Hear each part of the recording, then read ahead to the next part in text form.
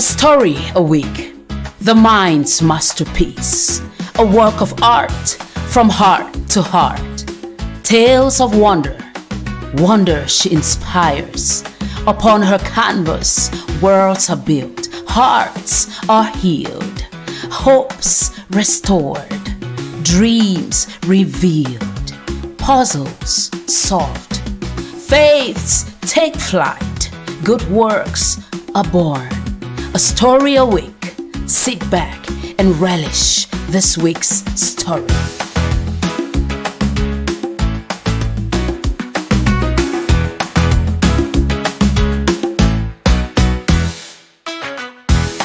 The Judas Kiss.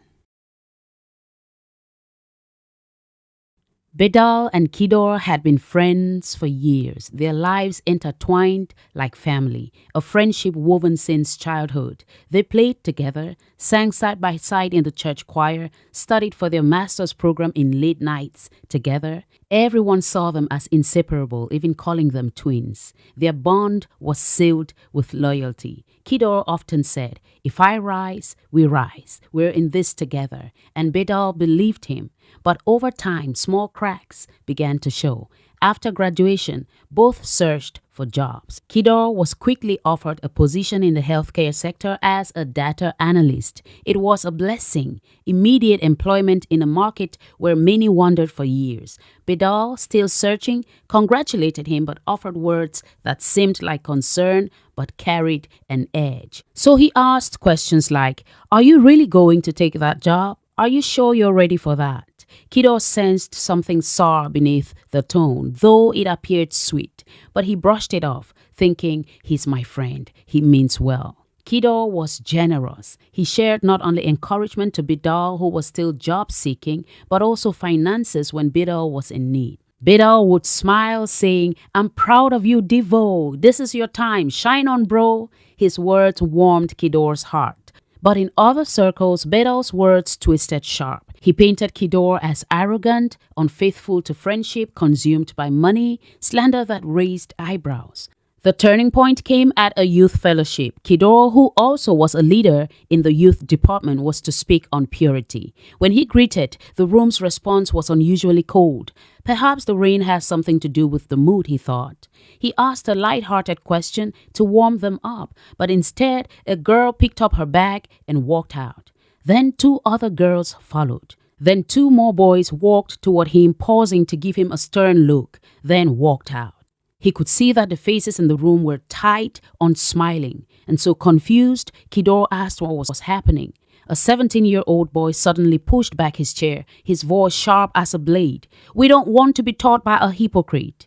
As soon as the words echoed in the room, the rest of the youths chorused, "Yes, yes." Kedar's eyes darted around the room, his hands on his chest. "Hypocrite?" His voice crackled. "What do you mean?"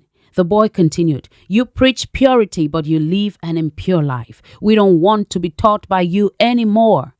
Just then, a girl stood up, her expression fierce. "We're glad God is exposing this. The church needs to be cleansed." Kedar thought he must be dreaming. The room he loved suddenly felt hostile, cold. Before he could utter another word, one by one they began to stand, gathering their bags. Feet shuffled, chairs scraped, whispers swirled. In less than a minute, the room emptied, leaving him alone in a sea of silence. He sank into his chair, whispering through trembling lips, "Lord, what is happening?" Then the door creaked.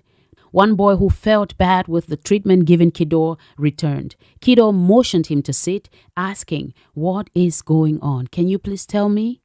The boy responded, "There's been talk for like weeks now that you are not who you say you are. That you live a flirty lifestyle, that you're always with different girls, keeping late nights, drinking in bars." Kedar said with desperation, "Talk from where? From who?" The boy swallowed. "From Betrayal. He said you've been acting funny a while now, and so he spied on you, followed your moves, and saw it with his own eyes." The news landed like a dagger. Jesus Christ, Betrayal? My brother?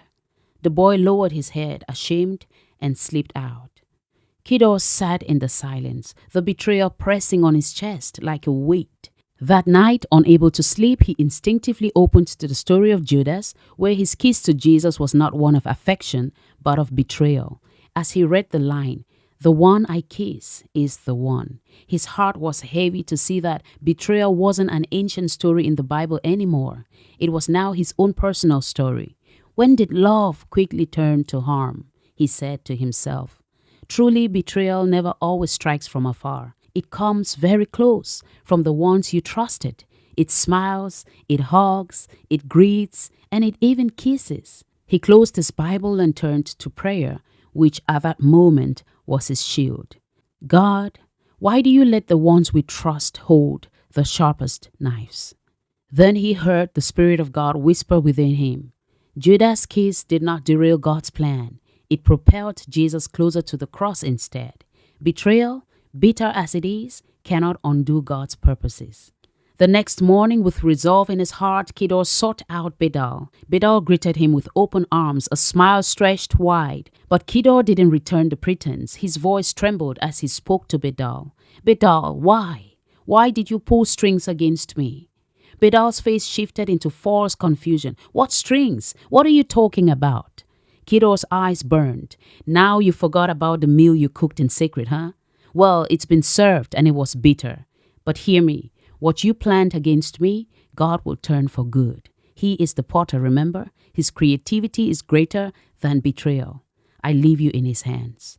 Bedal's lips stayed sealed, his eyes unreadable. Kedar turned and walked away. The following Sunday, he entered the church again, not broken, but refined. He had found consolation in the Lord. His smile was no longer naive. It had been tempered by fire. When he greeted Bedal, it wasn't ignorance of betrayal. It was the strength of grace. Grace that stood taller than betrayal, taller than bitterness and pain, leaving space for God to turn the story for good as only He can. This story, the Judas Kiss, reminds us that betrayal often comes cloaked in intimacy. It rarely strikes from afar.